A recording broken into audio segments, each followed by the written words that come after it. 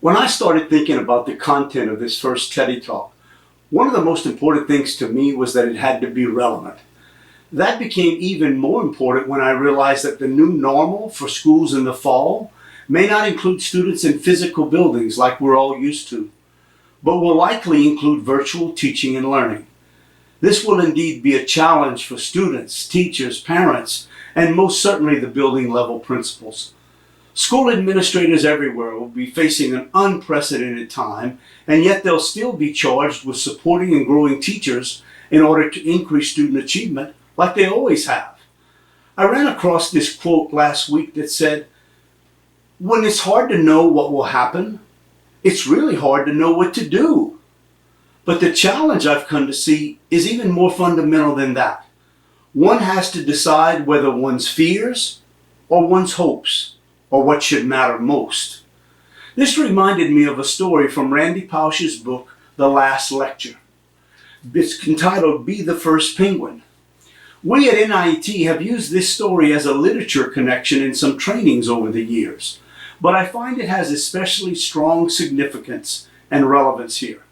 And the story goes like this. Be the first penguin. Experience is what you get when you didn't get what you wanted. That's an expression that I learned when I took a sabbatical at the Electronic Arts Institute, the video game maker, and it stuck with me, and I've ended up repeating it again and again to my students. It's a phrase worth considering at every brick wall that we encounter and at every disappointment. It's also a reminder that failure is not just acceptable, it's often essential. When I taught the Building Virtual Worlds course, I encourage students to attempt hard things and not to worry about failing. I wanted to reward that way of thinking. So at the end of each semester, I present one team of students with a stuffed animal, a penguin. It was called the First Penguin Award, and it went to the team that took the biggest gamble in trying a new idea or technology while failing to achieve their stated goal. In essence, it was an award for glorious failure, and it celebrated out-of-the-box thinking and using imagination in a daring way. The other students came to understand that First Penguin winners were losers who were definitely going somewhere. The title of the award came from the notion that when penguins are about to jump into water that might contain predators, well, somebody's got to be the first penguin. I originally called it the Best Failure Award. But failure has so many negative connotations that students couldn't get past the word itself. Over the years, I've also made it a point of telling my students that in the entertainment industry, there are countless failed products. It's not like building houses where every house built can be lived in by someone. A video game can be created and never make it through research and development, or else it comes out and no one wants to play it. Yes, video game creators who've had successes are greatly valued, but those who've had failures are valued too, sometimes even more so.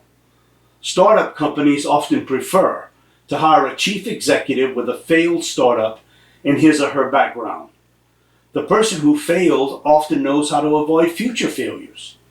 The person who knows only success can be more oblivious to all of the pitfalls. Experience is what you get when you didn't get what you wanted, and experience is often the most valuable thing you have to offer. As we look to the start of next school year, we must remember that possessing the nerve to venture in a direction that others fear is the stuff that pioneers are made of. Breaking out of the old routines and deviating from the normal isn't easy, and there's a clear potential for failure. But failure doesn't have to be seen as fatal. The real genius behind Randy Pausch's celebration of risk-taking with the First Penguin Award was that it was a simple way to encourage people to discover the value of thinking differently, acting boldly, and always striving to become the best version of themselves possible. And although his students' pioneering efforts sometimes came up short, it was okay. Why? Because Randy understood that in the process of pushing outside the comfort zones, they were actually raising the bar higher for everyone else. In other words, they were testing possibilities, making mistakes, learning from those mistakes. In other words, they were leading. As I reflected on the first penguin story, more and more I began to see how school leaders across our nation are being called to be first penguins, particularly in this coming school year, where there's such uncertainty. As a former principal, I began to think of many questions that remain unanswered, and the many questions that I might ask myself. Things like, what risk will I take this year to move myself and others into these uncharted waters? What am I striving to improve in my own work, in my school? Or am I content with playing it safe?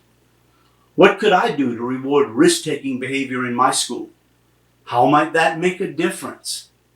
Although I didn't have immediate answers for these questions, I knew that those answers perhaps would be the key to my effectiveness as an instructional leader.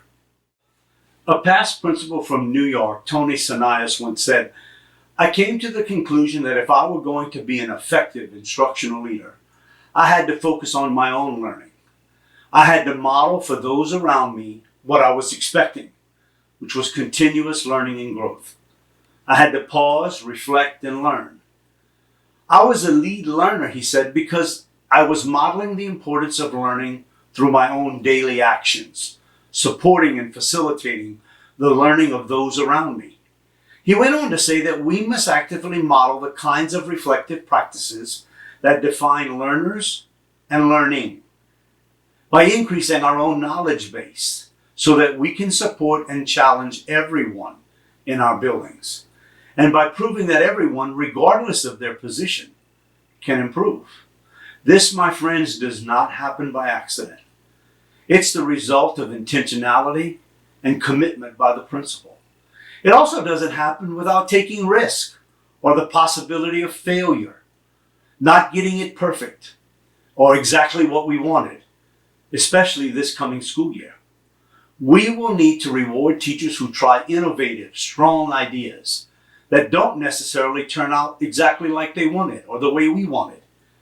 We need to reward that risky, out-of-the-box thinking. Now, for the next few minutes in this reflection and conversation, what I'd like to do is give more definition to instructional leadership, the how and why that requires you to go first, to be the first penguin. To get more specific, I want to suggest that we look at the NIT Principal Standards rubric and research in the area of school leadership. It's clear that successful schools are led by principals who demonstrate strong instructional leadership with a well-defined and strongly implemented instructional focus. I want to describe 3 aspects of a school leader's work that speak to a well-defined and strongly implemented instructional focus. Principals must first plan and prioritize a schedule to engage themselves in instructional leadership activities consistently focused on quality teaching and learning. They need to secondly develop teachers' abilities to implement instructional strategies that meet student needs. And thirdly, principals need to develop teacher leaders who lead ongoing applied professional development within their building. These descriptors or actions of highly effective principals will be critical as we begin to open schools, whether in a face-to-face setting or in a virtual setting or some combination of both. In order for this to happen, now more than ever, you as a principal will have to be the lead learner in your building. Let's look at the first one, a schedule to engage yourself in instructional leadership activities that are focused on quality teaching and learning.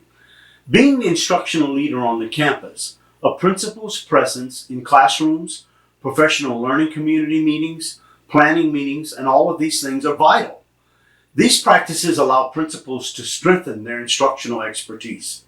When principals assume a central instructional role, they influence teacher attitudes toward curriculum, assessment, and a student's ability to achieve. This tight connection also allows the principal to deal proactively with instructional issues and adjust personnel and resources as needed.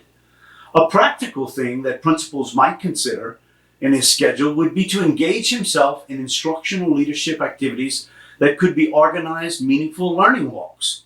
And yes, this can be done virtually as well.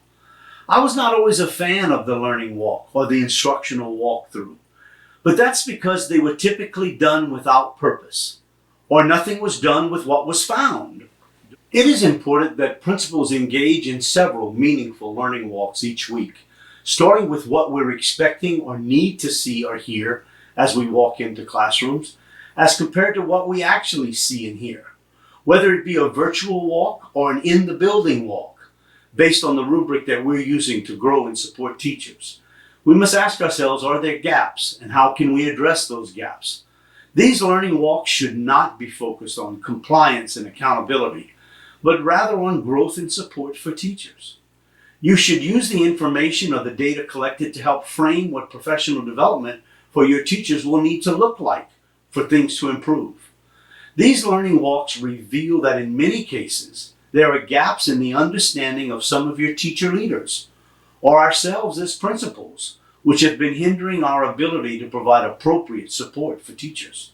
These gaps would need to be addressed through leadership professional development. In other words, we may very well need to go first in fully understanding ourselves what it is that we're expecting of our teachers. The second aspect of a school leader's work in regards to instructional focus is that of developing teachers' ability to implement instructional strategies that meet student needs. As critical as this phase of a principal's work is in a face-to-face scenario, it becomes even more critical in a virtual setting. We've already known that our students or population includes individuals from ethically, culturally, linguistically, and socioeconomically diverse backgrounds. Effective principals have always worked to guide teachers and staff to act on the knowledge researched about these populations of students and to make appropriate instructional decisions in classrooms so that students will be performing more effectively.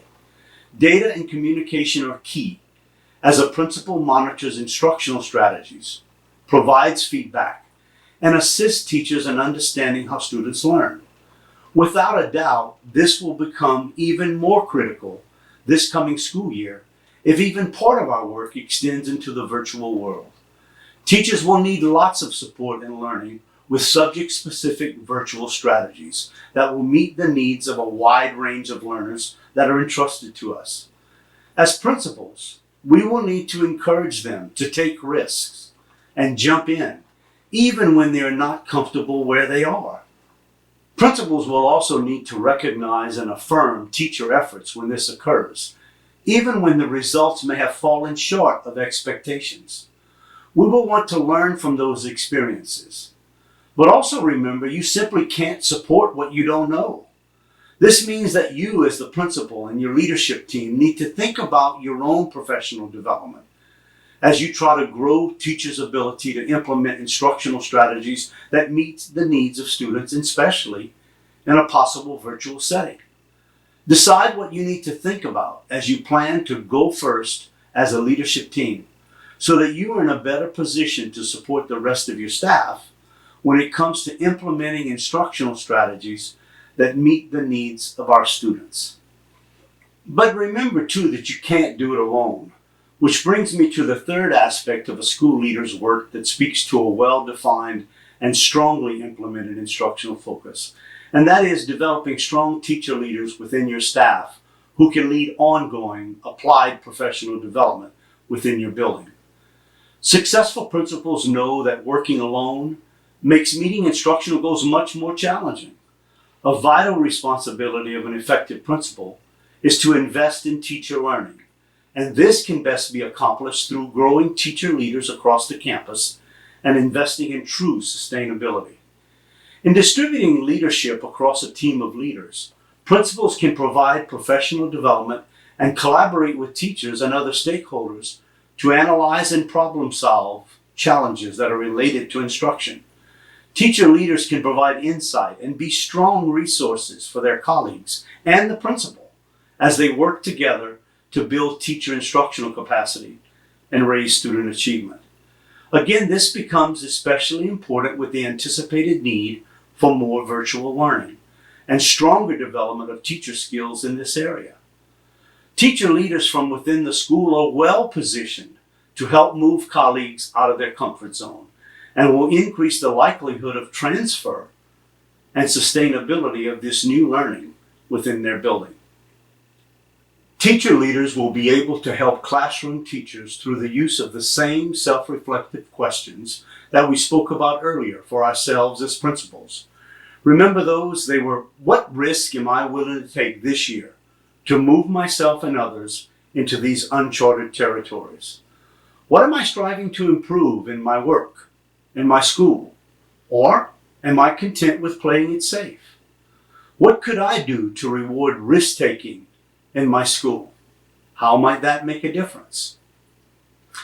In reflecting over the last several minutes in relation to instructional leadership, what might be something that you need to stop doing, start doing, or continue doing?